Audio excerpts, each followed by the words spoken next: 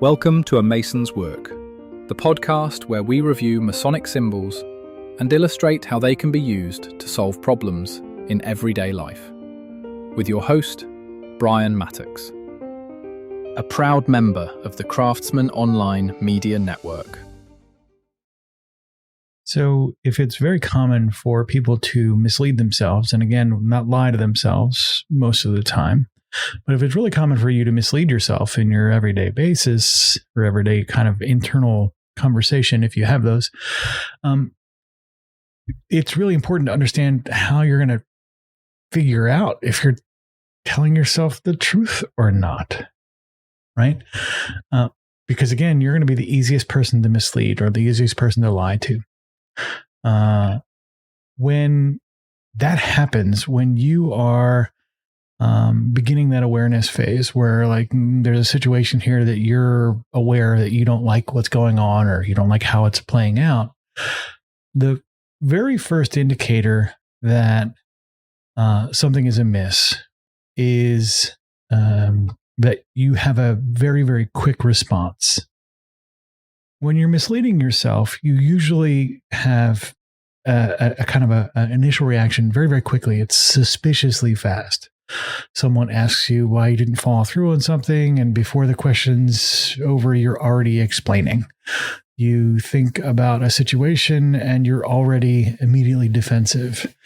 The conditions weren't right. It wasn't the right moment. The idea here is if you have a canned explanation as to what's going on and why, chances are that's based on a not true thing you've got going on internally. Genuine reflection takes a minute, right? It requires you to actually go and look at what happened, to go through a discovery phase, rather than just kind of pick up a script. A pre-scripted response to a situation is an unexamined one, typically. And in that case, that is oftentimes based on whether or not you're comfortable looking or not.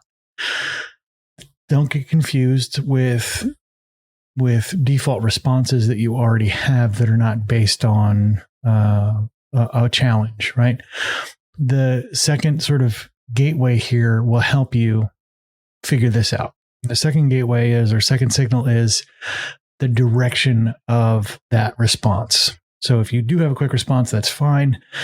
If the sort of content of that response is points at other people or points at circumstances or points at situations, there's a really good chance that that is also something that's essentially a mislead, right? Or a misdirection. When, for example, you are struggling with a situation in your home life and your default response is, well, my kids are a pain in the butt. It's their fault. Or that's why this is happening. There's a real good chance that there's something underneath there that is not true. You will use these things in your life, these entirely rational things that are going on in your life, as explanations or justifications for not doing something or not getting something done or not planning or any of that kind of stuff.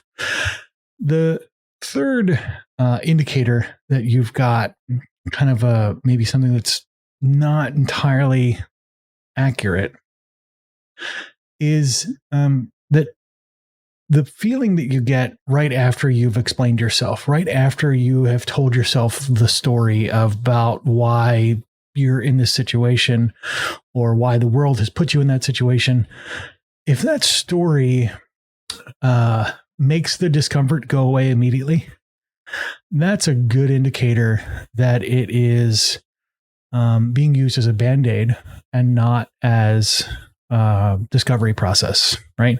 You're not surfacing new information. You're stamping down the discomfort or the uncomfortable feelings that come with it.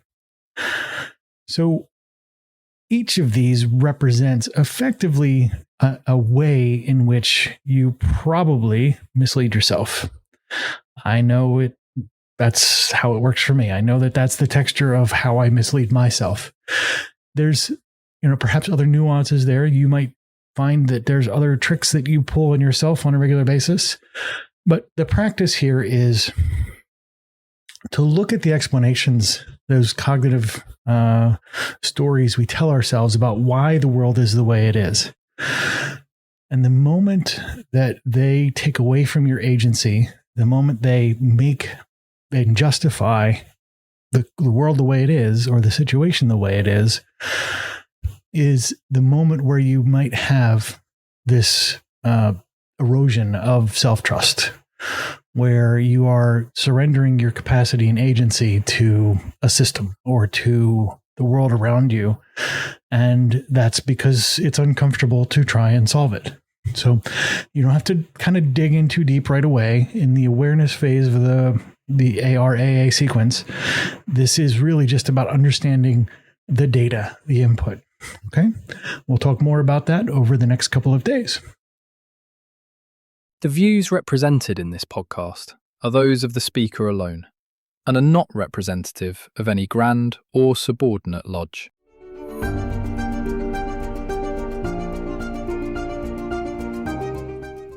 Hi, Brian here.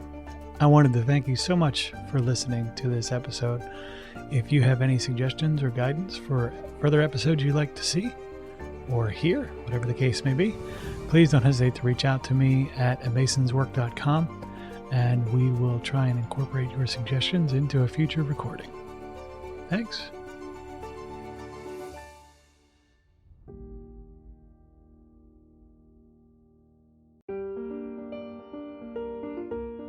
Freemasonry teaches us that the true work is within, a lifelong journey of reflection, discipline, and discovery.